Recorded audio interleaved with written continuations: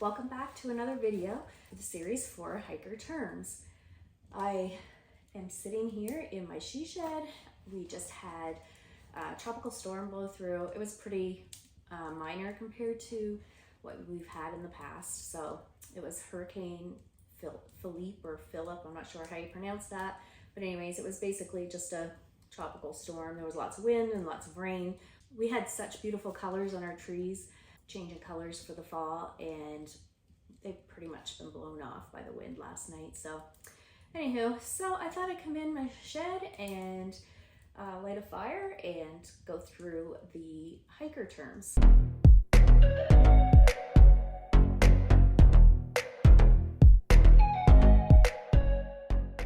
So I just finished recording the one for last week. So I just thought while I was in here, I might as well finish up and do the other ones. So big three is going to be the number one term. So big three, you'll learn as I start to do more gear videos, is basically your big three important items. So it would be your backpack, your shelter, and your sleep system. So your backpack, that's plain and simple. Then your sleep system. So your sleep system could be your tent, it could be a hammock, and it also could be a tarp. And then your third one, the sleep system, would be like your sleeping bag or a quilt. It would be your sleeping pad, whatever insulates you to keep you warm at night. So that's what the big three is. Number two, I think you all would be pretty familiar with, and that's trekking poles. And basically they're a hiking pole, trekking pole, some call them walking poles, whatever. Walking sticks, I've heard. So basically they're just a pole. Mine adjusts. There's some that are different. So there's some that fold up, and then there's other ones that have little flick locks and they slide up into each other. Myself, I use them to help with my knees going downhill, and it just alleviates a lot of pressure off my knees. And then I use them going uphill, and you're pushing with your arms. They just help to pump uphill. The other reason I would use trekking poles would be for water crossings, so for balance. So number three would be base weight, and you will hear this. I've talked about it, I think, in my previous videos, so I probably should explain what that is. So your base weight is your weight without your consumables. So consumables, like that would be your food and your water and your fuel, anything that, you know, the weight is going to change in. Some people count their toothpaste and their sunscreen and all that too, but it's water, food, and fuel. Number four would be vitamin I. I think I'll be taking a lot of vitamin I on the trail. So it's basically ibuprofen, and it's just something that a lot of the hikers take and for all their little minor pains and aches. And so anyways, vitamin I is ibuprofen. Number five would be Camel Up. So it's very important to stay hydrated on the trail, and when hikers arrive at a water source and they're getting their water for their bottles and their filters, they would filter some of their water and then drink as much water as they could there, so that they don't have to carry as much water as they're hiking, but also to stay hydrated. You're just drinking a lot of water to keep yourself hydrated, and that's what camels do, right? Number six is an easy one. It's fording, and basically you ford rivers. So especially up in Maine, there's a lot of rivers, streams, brook crossings, whatever, that do not have bridges. So you'll be walking across in the water. That's where the trekking poles come in handy. This year, the hikers on the Appalachian Trail had some pretty dangerous crossings in Maine because we had all that rain.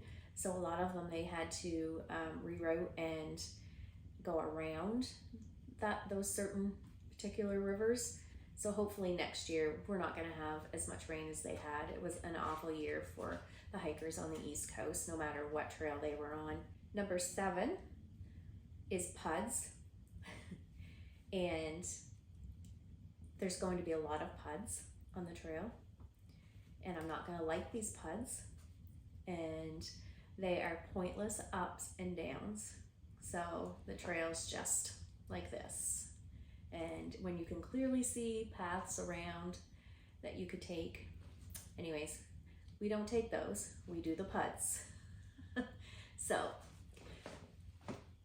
all in all, I guess it helps to get our trail legs. And I don't know if I've put that on my list for hiker terms, but trail legs, yes. So that is basically when your legs start feeling strong from hiking so much. Yeah, it's when you start to feel that your legs are much stronger now and you can pump through the miles, no problem. It's just from hiking so much. But yeah, puds, gonna be lots of them. Number 8 is Widowmaker, and I think a lot of people that camp should be familiar with this one because it's like a dead tree branch around you, or a dead tree, whatever, that could fall down on your tent. And people have died from this, and people have had major injuries from this. So, you know, it's almost a number 1 rule when you're looking for a place to put your shelter. You need to look up to make sure that there are no dead branches around. Number 9 is danger noodles. So this is my favorite. That stands for venomous snakes. So there are copperheads and there are rattlesnakes on the Appalachian Trail, if I haven't mentioned this before. And if you know me personally or have followed me on some of my social media, you know that I am not a fan of snakes. I'm trying to get used to the snakes here. I've just been trying not to freak out so much over them. I mean, ours aren't even venomous. So, I don't know.